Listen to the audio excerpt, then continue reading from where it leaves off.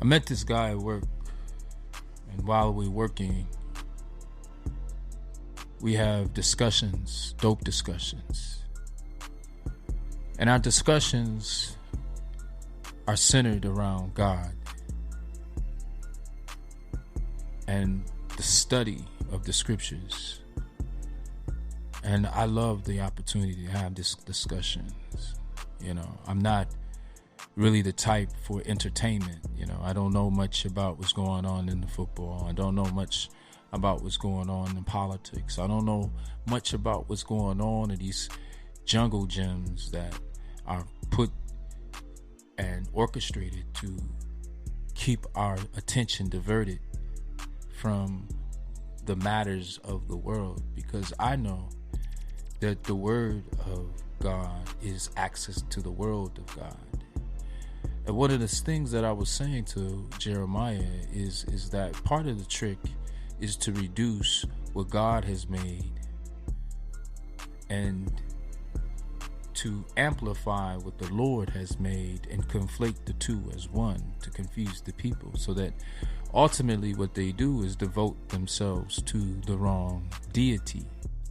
They start thinking outer body rather than thinking about connecting to God, the inside the body.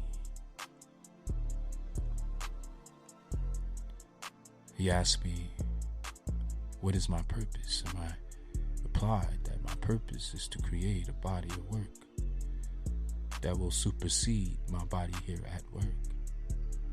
And this body of work, much like the pyramids, must be painted, directed towards the heavens, God, and my ancestors.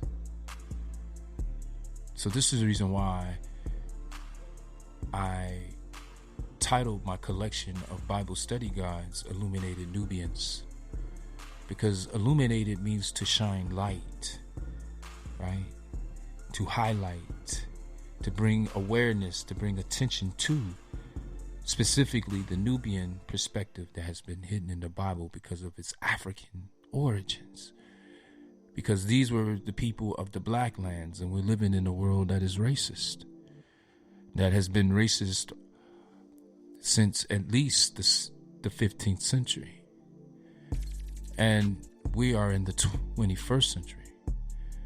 And so what that means is that 500 to 600 years we have been kept in the darkness. And I was thinking this week, how if you want to keep a people in the dark, if you want to keep them people like blind people, with all respect and compassion and empathy to these people, but means that this is the opposite of the illuminated, the illumination, which is the enlightened, right? As Eve, it said with Eve, she saw the tree was good for food and that it was pleasant to the eyes and a tree desirable to make one wise. So she took of its fruit and ate and gave to her husband who was with her, and their eyes were opened and they knew that they were naked, and they sewed the fig leaves together and made themselves coverings. They instantly became creators, procreators.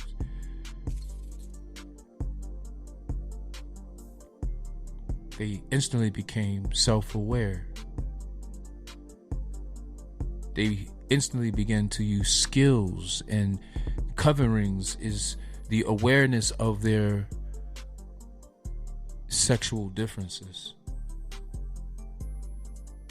And this is the reason why it says Adam knew Eve and she conceived and bore a son. It's because knew is knowledge applied in past tense. And conceived is a double entendre within itself, because a woman conceives a child, but she also conceives in the mind. Conception happens both in the sense of understanding, but also in the sense of giving life, like God is able to create life.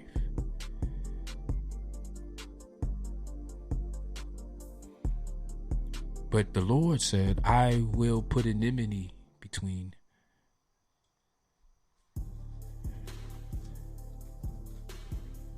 man and his woman, between her seed and his seed. Right? He shall bruise her head, and she shall bruise his heel.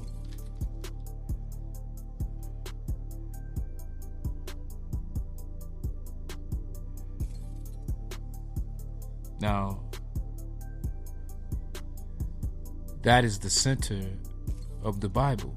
This is the reason why we see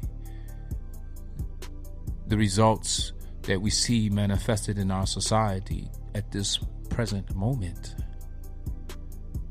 This is not something that's applied in the past, although it does and it has. But this is a living word because it applies in the civilization when we have come to an age of liberal and liberty has become outrageous, unbalanced, and disconnected from its roots and its nature. So what we see is this passion and desire for artificial bodies, artificial intelligence.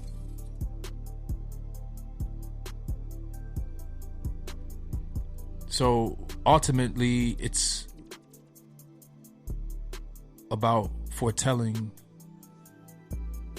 what's going to occur as a result of this type of progress. And so that takes me back to the gentleman at work whose name is Jeremiah. And so when you do a little research, it says that Jeremiah was a Hebrew prophet and that he foresaw the fall of Assyria, the conquest of his country by Egypt and Babylon, and the destruction of Jerusalem. The biblical lamentations are traditionally ascribed to Jeremiah, but it's a book of the Bible containing the prophecies of Jeremiah, a person who complains continually or foretells disaster. Now, the Assyrian Empire, the Egyptian and Babylonian, this is a trinity. Now, Assyria are the offspring, the descendants of the Germanic people, the white nation, the polar nations. And Babylon is one of the first metropolitans. It is a kingdom that developed right along the Euphrates River in an area we call Kuwait in Iraq right now. This matters because this is the reason why we were in Iraq here in the United States. I was part of this mission in the Middle East, as I was a part of the USS Theodore Roosevelt in the U.S. Navy. And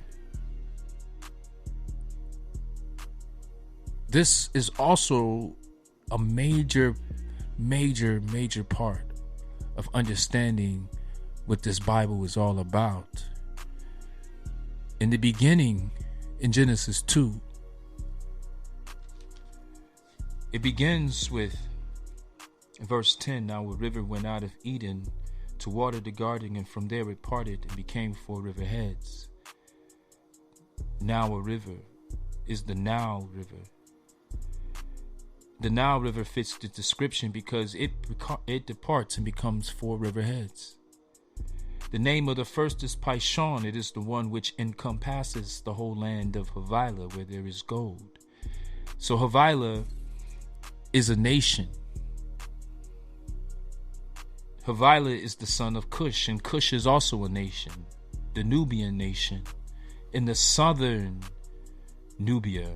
And Havilah is in the north, of what we would call north, but they call lower in those times. In the lower, it's very important that north in their minds were the lower world, the underworld. So that you understand, when we say the Lord of the underworld was Seth, he was the God of the Red Lands, as in the Red Cross.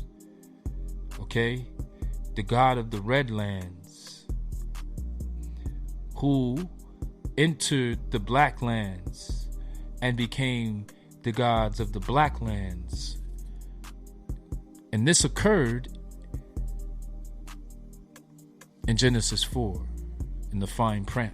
This is the reason why after Seth is born, right, in Genesis 4:25, Adam knew Eve, or Adam knew his wife again, and she bore a son and named him Seth. For God has appointed another seed for me instead of Abel, whom Cain killed. Now we know that Seth is the evil brother who slain his, or we would say Asar, but the Greeks renamed him Osiris. And so this is the correlation and why the word Set is used, because Set is what occurs after the evening. An Atum, Atum, was the evening sun god, the god of creation. And right after creation, the sun sets. And now Set is the ruler of the underworld. Now, there's pros and cons about Set. But the fact of the matter of it is, he is used instead of Cain and Abel in Adam's lineage in Genesis 5. For those scholars out there.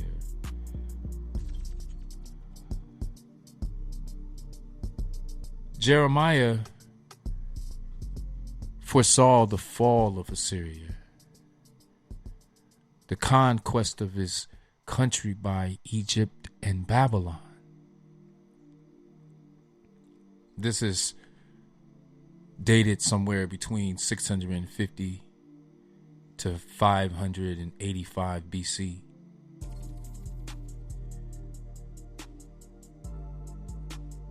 But the point that I'm trying to make here is the biblical connection of the three nations: Assyria, which is Japheth; Egypt, which is one of the offsprings of Ham; and Babylon.